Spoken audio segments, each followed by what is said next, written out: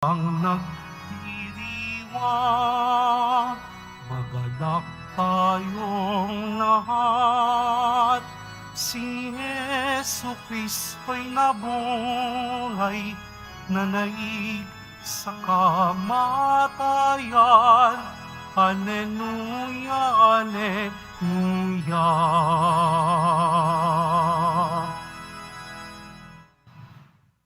Sa ngalan ng Ama at ng Anak at ng Espiritu Santo, Amen. sumainyo ang Panginoon. At sumaiyo rin. Mga kapatid, aminin po natin ang ating mga kasalanan upang marapat tayong gumanap sa banal na pagdiriwang.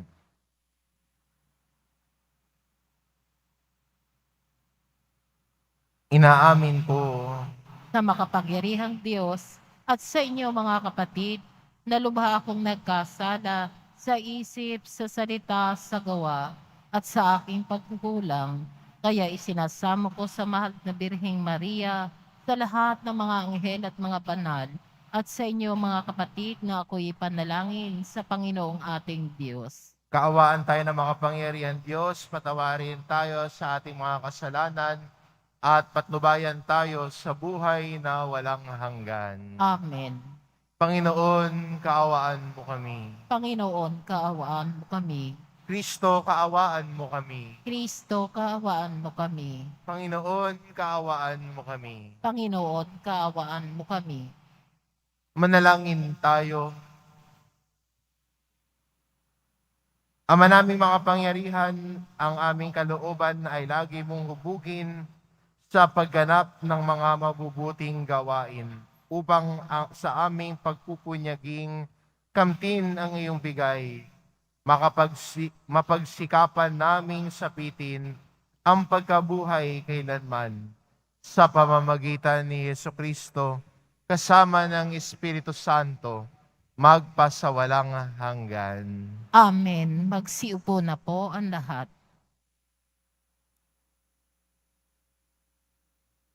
Pagbasa mula sa mga gawa ng mga apostol. Matapos tumigil sa Antioquia ng kaunting panahon, si Pablo'y muling naglakbay. Ginaygay niya ang mga bayan sa lupain ng Galacia at Phrygia at pinatatag sa pananampalataya ang mga alagad. Dumating sa Efeso ang isang Hudyong nagngangalang Apolos na ipinanganak sa Alejandria. Mahusay siyang magtalumpati at maraming alam sa banal na kasulatan. Naturuan siya tungkol sa daan ng Panginoon at masigasig na nangangaral at nagtuturo ng wasto tungkol kay Jesus. Ngunit ang binyag na nalalaman niya ay ang binyag ni Juan. Siya'y walang takot na nagsalita sa sinagoga ng mga Hudyo. Narinig ng mag-asawang Aquila at Priscilla ang pagpapaliwanag ni Apolos, kaya't isinama nila ito sa bahay nila at dooy ipinaliwanag na mabuti ang mga bagay na hindi pa niya alam tungkol sa daan ng Diyos. At nang ipasya niyang tumawid sa Akaya, pinalakas ng mga kapatid ang kanyang loob. Sumulat sila sa mga kapatid doon na malugod nilang tanggapin si Apolos. Pagdating doon, malaki ang naitulong niya sa mga nananampalataya sa pamamagitan ng kagandahang loob ng Diyos, sapagkat walang magawa sa kanya ang mga Hudyo sa hayagang pagtatalo, at mula sa mga kasulatan ay pinatunayan niyang si Jesus ang Kristo. Ang salita ng Diyos. Salamat sa Diyos. Hari ng sangkalupaan, Diyos na makapangyarihan. Hari ng sangkalupaan, Diyos na makapangyarihan. Magdiwang ang lahat ng mga nilikha. Pumalakpak kayong may awit at tuwa bilang pagpupuri sa Diyos na dakila, ang Diyos na poon kataas-taasan, ay dakilang haring dapat katakutan. Siya'y nagahari sa sangkatauhan. Hari ng sangkalupaan, Diyos na makapangyarihan. Ang Diyos, siyang hari ng lahat ng bansa. Awit at purihin ng mga nilikha. Maghahari siya sa lahat ng bansa, magmula sa tronong banal at dakila. Hari ng sangkalupaan, Diyos na makapangyarihan. Sa mga hinirang ng Diyos ni Abraham, sasama ang madlang mga pamunuan ng lahat ng bansa sa sandaigdigan. Ang mga sandata ng lahat ng kawal, lahat ay sa Diyos na hari ng tanan. Hari ng sangkalupaan, Diyos na makapangyarihan. Magsitayo na po ang lahat.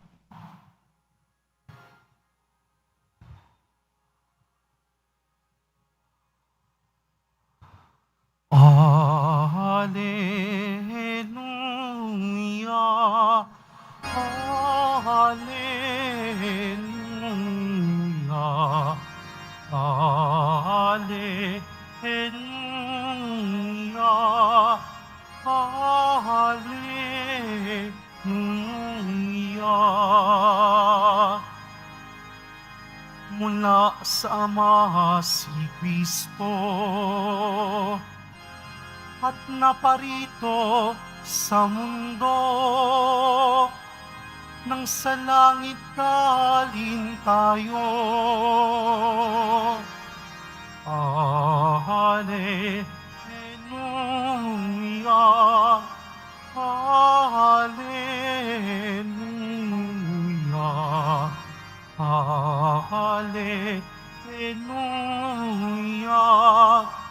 Alleluia, Alleluia.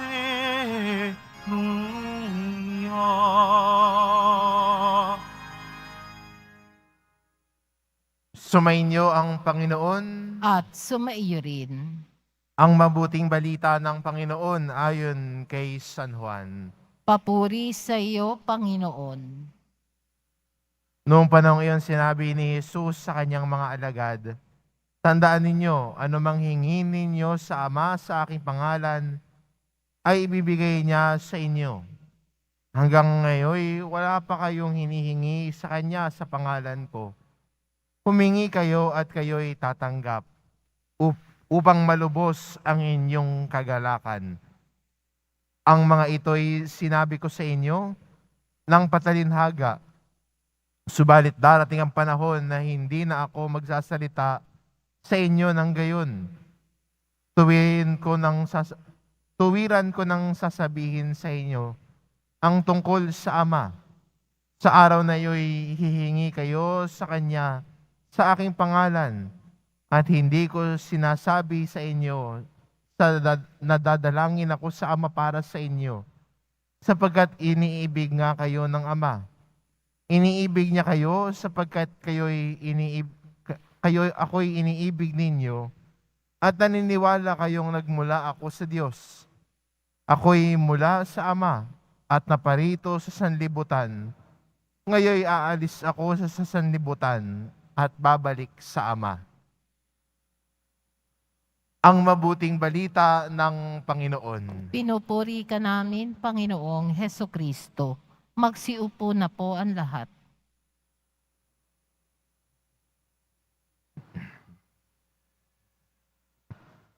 Nang nakita ni Priscilla at ni Aquila si Apolos sa ating unang pagbasa,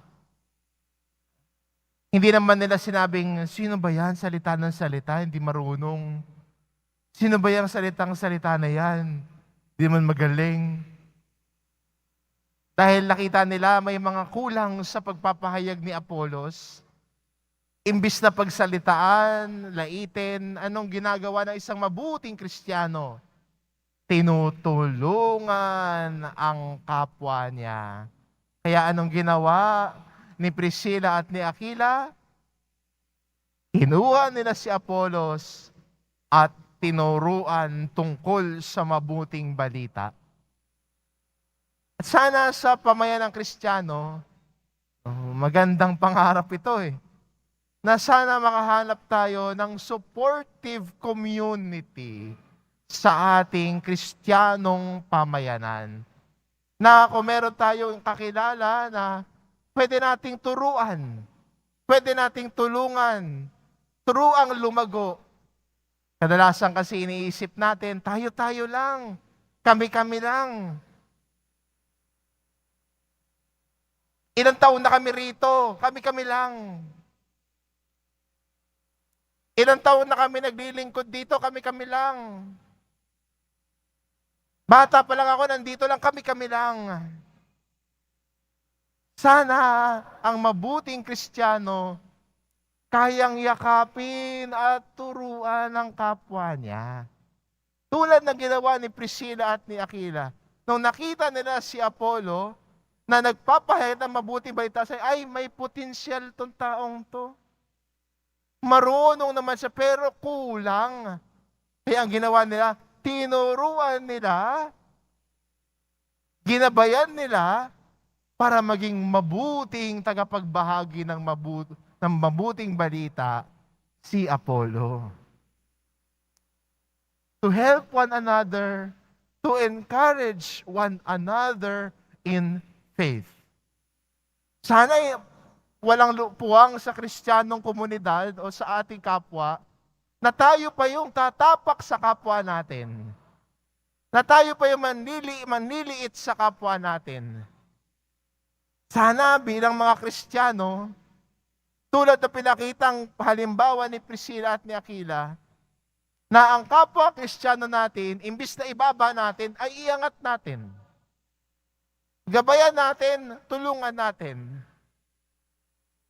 Kasi kung gano'n yung gagawin natin, nagiging salamin tayo ng mapagmahal na Diyos sa kanila. Ang Diyos na nagtuturo sa atin. Ang Diyos na gumagabay sa atin.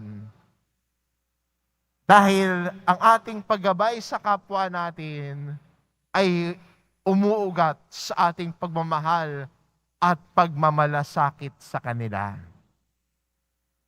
We help one another. We build on one another. At sana bilang Kristiyano, ito yung kaya nating palaguhin. Hindi para hindi ibaba yung kapwa. Hindi maliitin yung kapwa natin. Na hindi yung parang ikaw pa yung Kristiyano, ikaw pa yung parang bubuhos ng malamig na tubig sa pangarap ng kapwa mo. Sana bilang Kristiyano, akayin natin ang kapwa natin palapit kay Kristo. Makilala si Kristo, iangat patungo kay Kristo.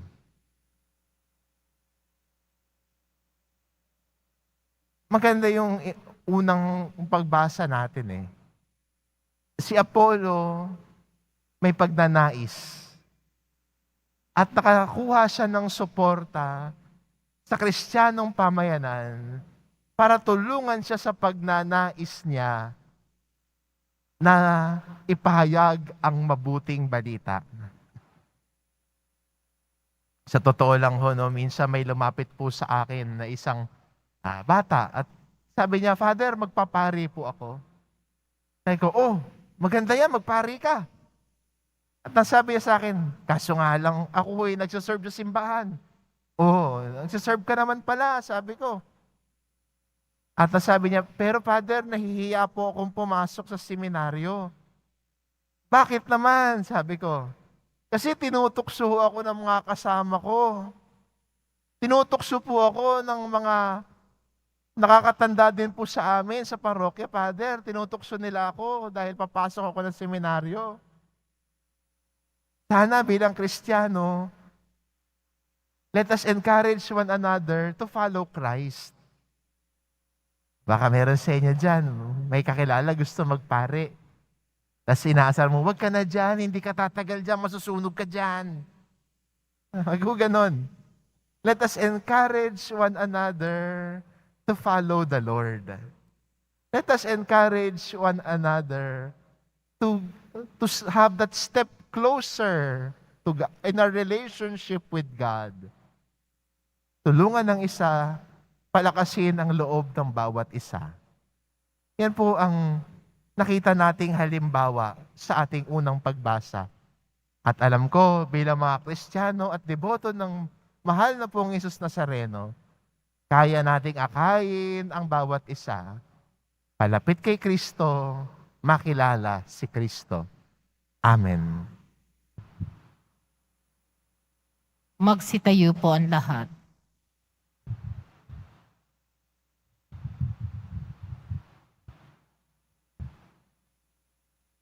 Minamahal ko mga kapatid, inaanyayahan tayo ni Jesus na ilapit ang ating mga kahilingan sa Ama.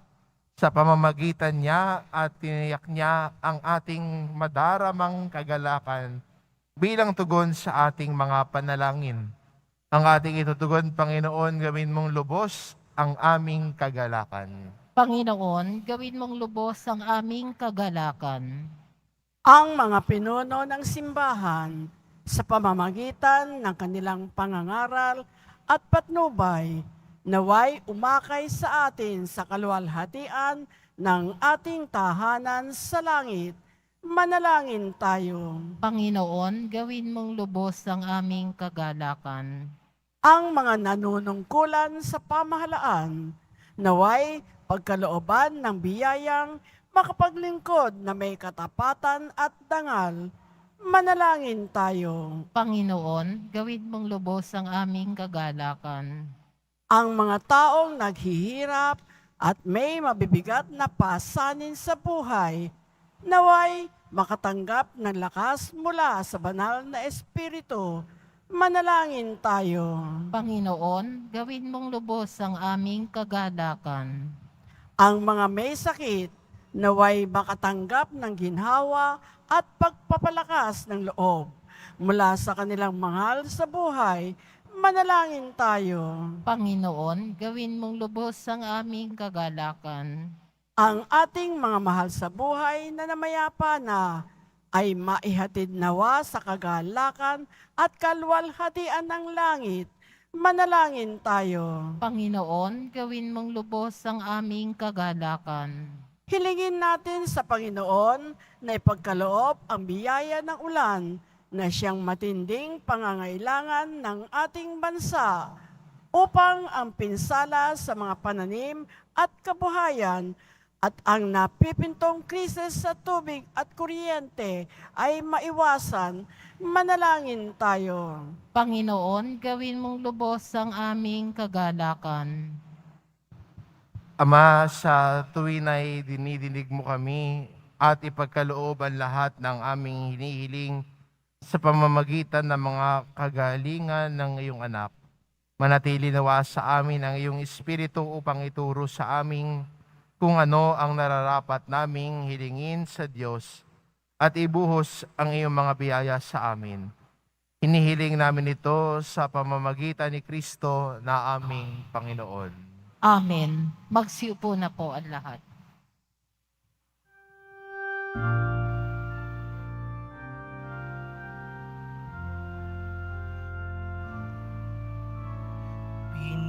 Pinupuri kita, Poon, sapagkat ako'y iniligtas. Mga kaaway hindi makuwang matuwa mula sa libingan. Tanggapin mo, O Panginoon, ang alay ng bayang nagdiriwang.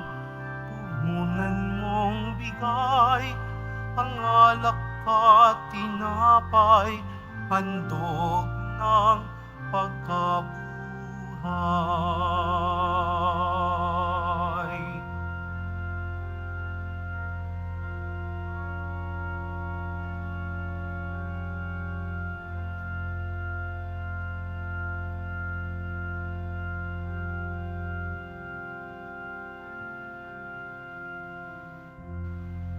Magsitayo ang lahat.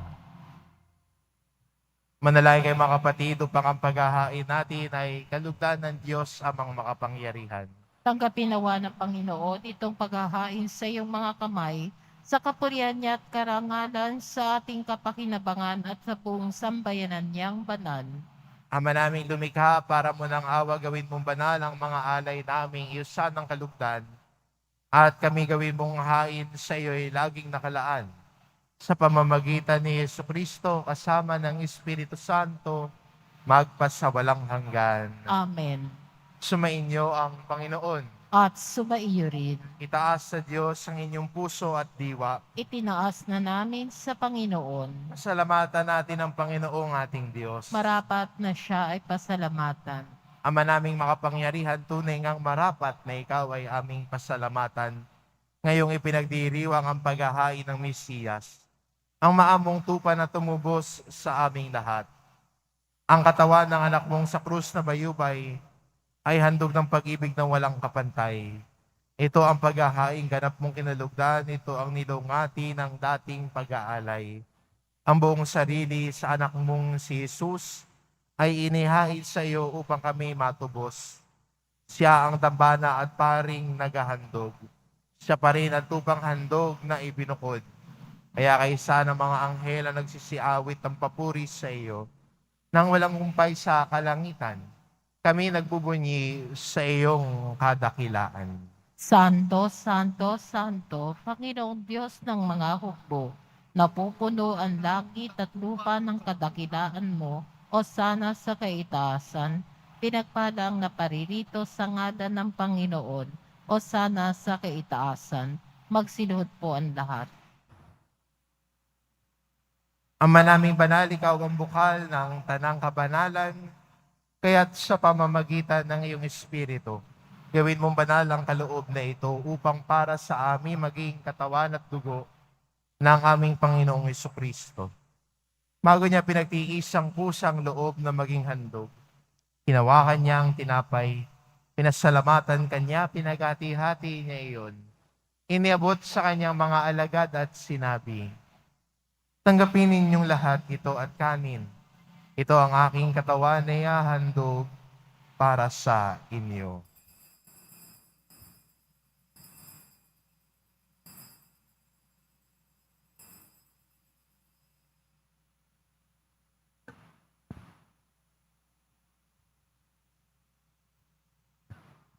Gayon din naman na matapos ang hapunan, hinawakan niya ang kalis.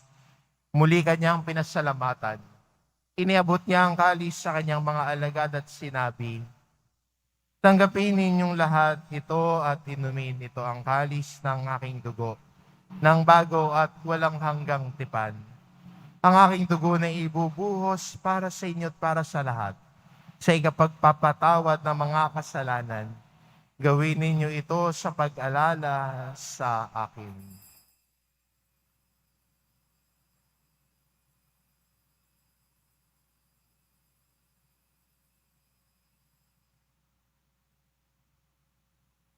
Magsitayo ang lahat. Ipagbunyi natin ang misteryo ng pananampalataya. Si Kristo'y namatay, si Kristo'y nabuhay, si Kristo'y babalik sa wakas ng panahon. Ama, ginagawa namin ngayon ang pag-alala sa pagkamatay at muling pagkabuhay ng iyong anak.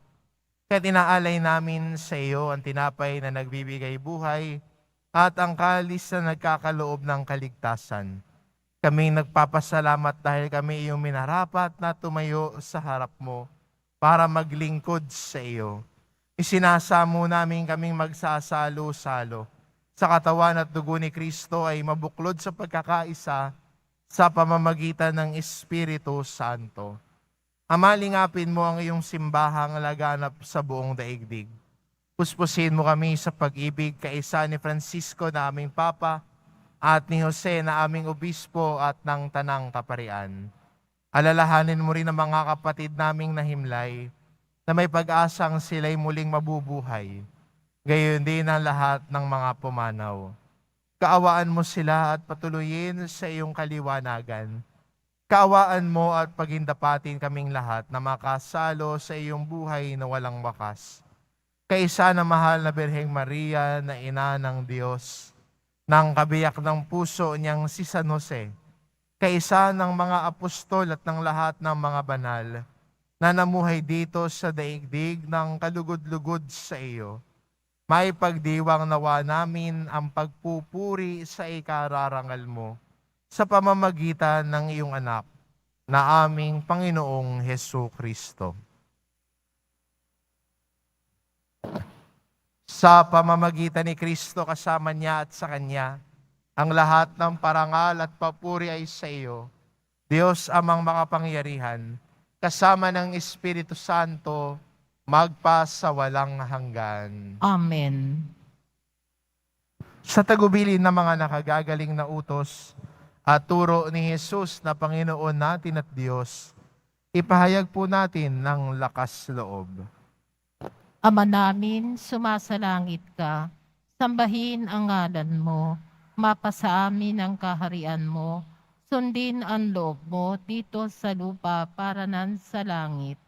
Bigyan mo kami ngayon ng aming kakanin sa araw-araw at patawarin mo kami sa aming mga sala para ng pagpapatawad namin sa nagkakasala sa amin at huwag mo kaming ipahintulot sa tukso at iadya mo kami sa lahat ng masama.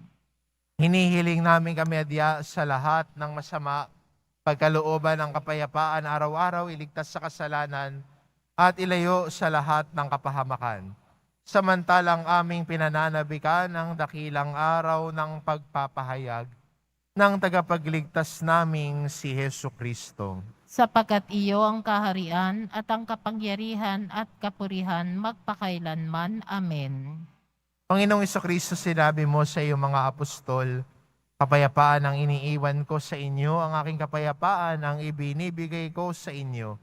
Tunghayan mo ang aming pananampalataya at huwag ang aming pagkakasala. Pagkalooban mo kami ng kapayapaan at pagkakaisa, ayon sa iyong kalooban, kasama ng Espiritu Santo, magpasawalang hanggan. Amen. Ang kapayapaan ng Panginoon ay laging sumainyo. At sumaiyo rin. Magbigayan kayo ng kapayapaan sa isa't isa.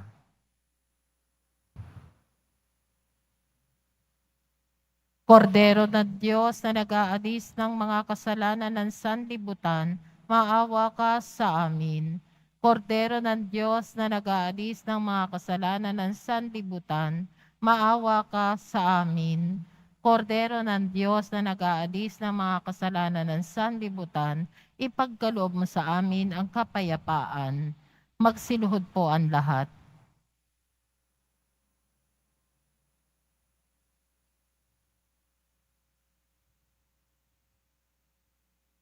Ito ang kordero ng Diyos, ito nag-aalis ng kasalanan ng sanlibutan. Mapalad ang mga inaanyayahan sa kanyang piging. Panginoon, hindi ako karapat-dapat na magpatuloy sa iyo, ngunit sa isang salita mo lamang ay gagaling na ako.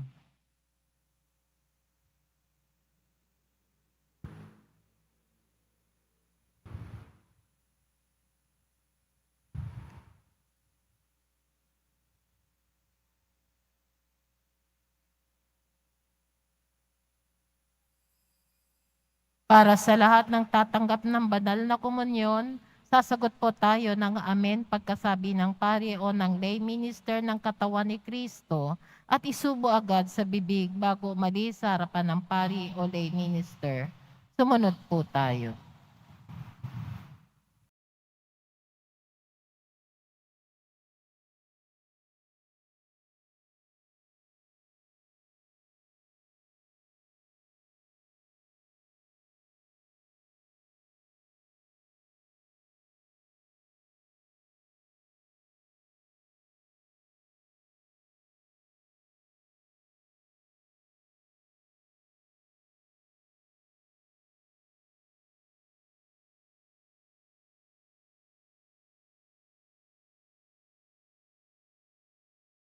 Magsitayo po ang lahat.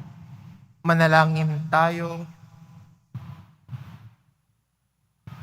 Ama naming mapagmahal, sa pinagsaluhan naming banal na pakikinabang, ang amin nawang pag-ibig ay lalong madagdagan ng ginawa namin sa pag-alala sa anak mong mahal na nagutos ipagdiwang ang huling hapunan sa pamamagitan niya, kasama ng Espiritu Santo, magpasawalang hanggan. Amen. Sumainyo ang Panginoon. At sumaiyo rin. Mahal na pong Jesus Nazareno, inihayag mo sa pamamagitan ng krus ang walang maliw na pag-ibig ng Diyos sa sangkatauhan. Pakinggan mo ang kahilingan ng iyong angkan na nagsusumamo sa iyo. Makakamtanawa nila ang iyong katugunan at tanggapin ang kasagutan ng may utang na loob na tinatanaw. Basbasan din po ninyo ang mga may daladala nilang imahen at dasalan. Sa pamamagitan ng bendisyon na ito, naway maalala nila ang mga pangako nila noon sa binyag, na ikaw ang kanilang iibigin at paglilingkuran bilang Panginoon magpasawalang hanggan. Amen. At pagpalain kayo ng ating mapagmahal na Diyos, ang Ama at ang Anak at ang Espiritu Santo. Amen. Humayo kayo, taglay ang kapayapaan ng Poong Jesus Nazareno. Salamat sa Diyos.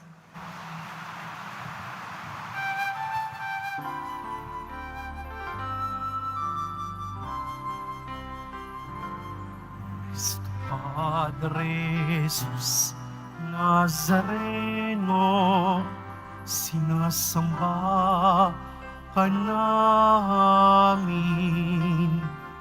Pinipintuho ka namin.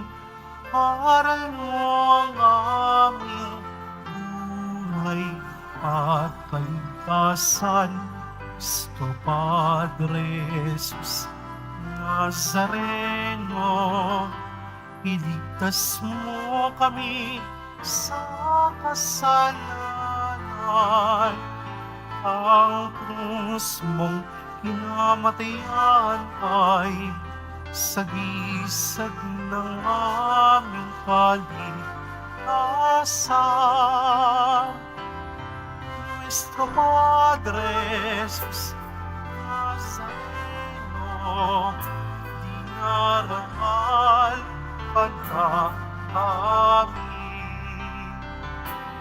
Nuestro Padre Jesus Nazareno, inuwalhati ka namin. Nuestro Padre Jesus Nazareno, dinarangal ka namin. Nuestro Padre Jesus Nazareno,